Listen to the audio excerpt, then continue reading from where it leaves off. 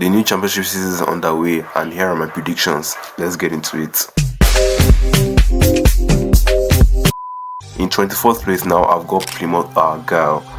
Honestly, see, if Timmy Schumacher was still there, I could have told them to stay up, but he's been gone since December. The duty kept them up on the final day, and now Rooney has taken over. And I'm not really sure if this squad is really good enough for the championship. Apart from the likes of Morgan Whittaker, who they should really keep, because that guy scored 19 goals and had 8 assists last season. It was brilliant. Ryan Hardy as well, he scored 13 goals last season, and Bali Mumba, who is a really good player, and that will have them bottom.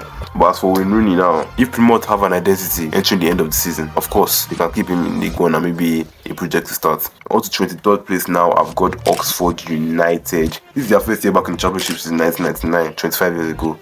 And as much as I really want to see them survive, I just can't see that happening. This might be a step too far for them. They have a good manager at Des Buckingham. He came mid-season and brought them up.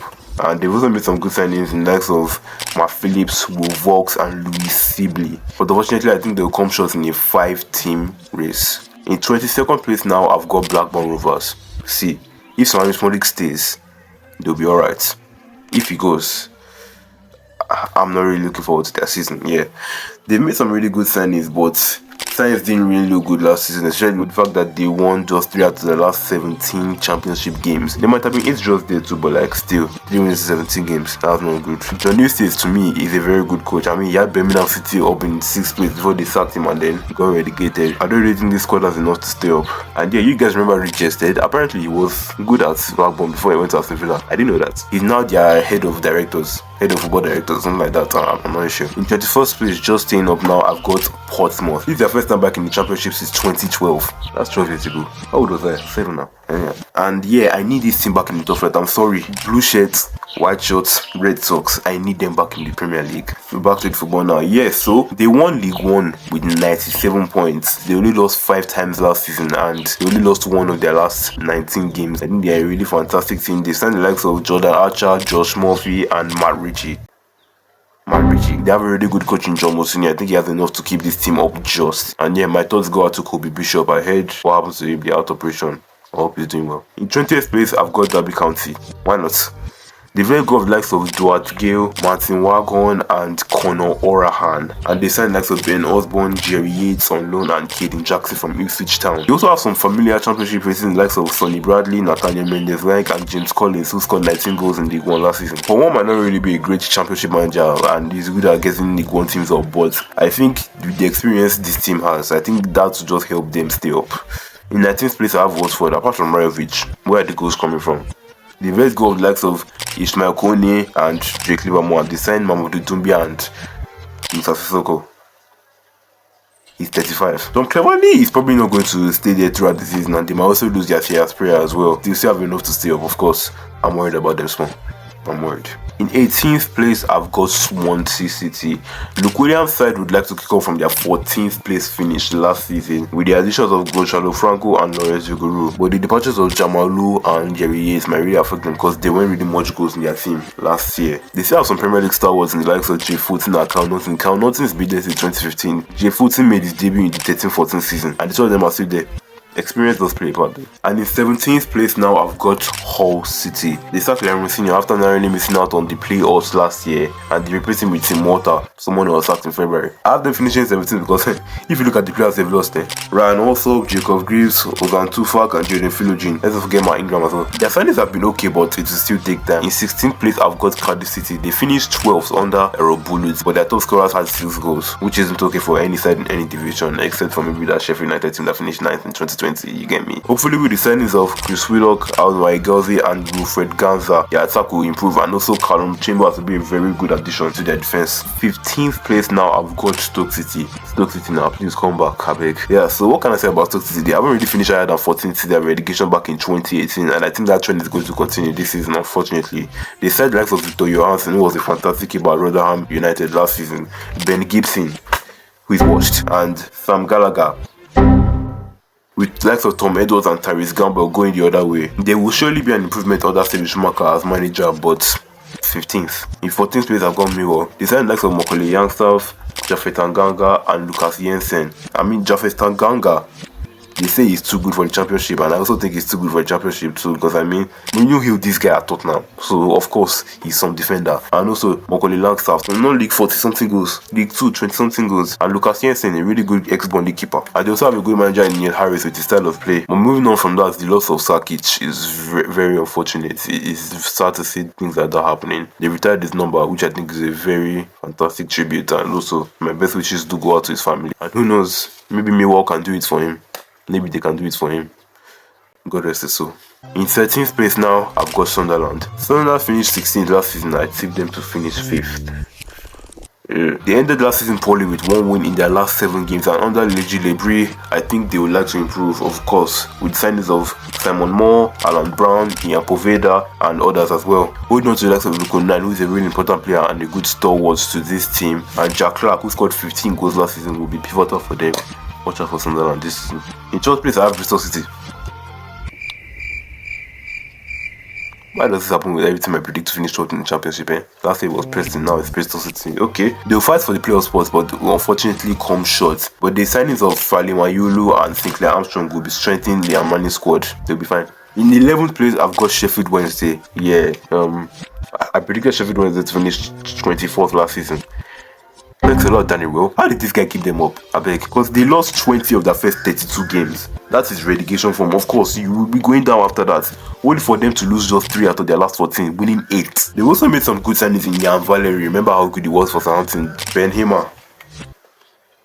He's won the Premier League. Jamal Lowe, who was very good for Swansea last year and also in his previous spell as well. And Charlie McNeil, who I think will ball this season. And under a manager like Rowe, why not go for it? And in 10th place, I've got Norwich City. If they had kept the Wagner, playoffs automatically.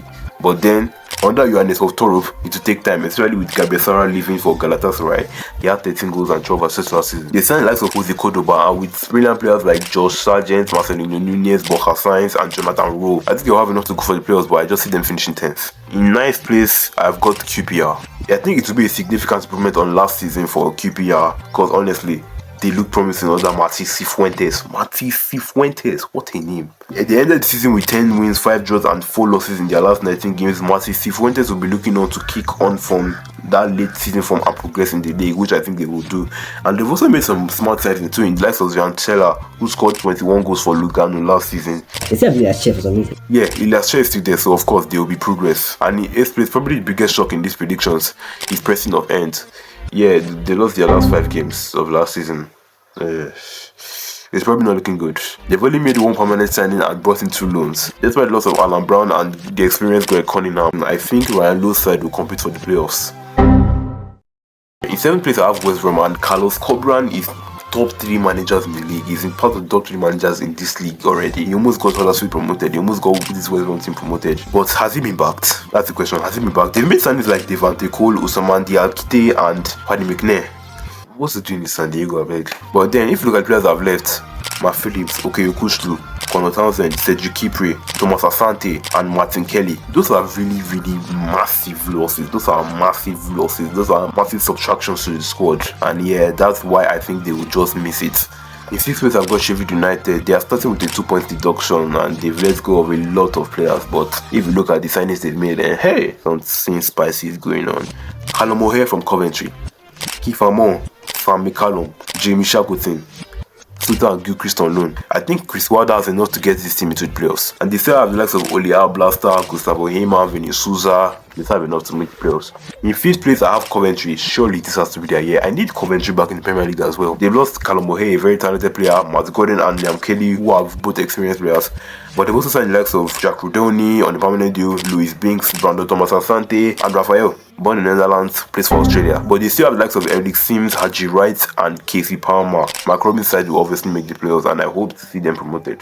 In 4th place, I've got Borough. Just like Coventry, this has to be their year. Michael Carrick's side should be able to have a better start this time, because like the way they started last season was not even good at all. 6 losses in their first 7 games, that ain't good at all. That was like relegation form. They've let go of Paddy McNair after 6 years there, but they brought in the likes of Aidan Morris, Luke Ayling on a permanent deal, and Bogsog. They still have the likes of Latila, who scored 16 goals last season, and Johnny Howson, whose experience is vital. He's 36 though, and I also remember him scoring this goal against Stoke City. What a goal that was. And what kind of jersey was this? Now we're moving on to the top 3. We've got Burnley, Leeds United and Luton flipping Town. So the last team to occupy the playoffs for me is Burnley. That team is stacked. They got Amdoni, Benson, Desalvio, and Goodmanson. Record still at the club. You also find Mike Trezor. Why? Scott Parker also has a good record in the Championship. He got Fulham promoted against all odds. He got Bournemouth promoted automatically. Maybe you can say, yeah, but he's had these type of players or something like that. He shall go there promoted. You have enough to challenge for the automatic spots. They will eventually come short. Now, you have the top two. It's either Leeds United or Luton Town.